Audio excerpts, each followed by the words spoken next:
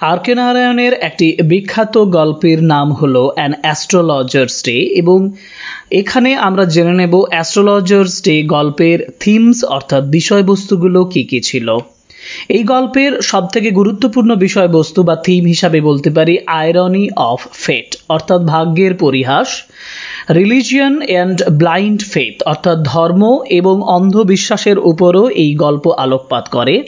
এছাড়াও রয়েছে crime and punishment অর্থাৎ একটি ক্রাইম করার পর একটা মানুষের জীবনে যে পানিশমেন্ট আসে, একজন মানুষ বা তার কর্মের জন্য যে পানিশমেন্ট হয় সেটাও এই গল্পের মাধ্যমে দেখানো হয়েছে। এছাড়াও এই গল্পে হিউম্যান গ্রিড মানে মানুষের লোভ মানুষকে কোন জায়গায় নিয়ে যেতে পারে সেই বিষয়েও যথেষ্ট আলোচনা করা যায় বা করা হয়েছে।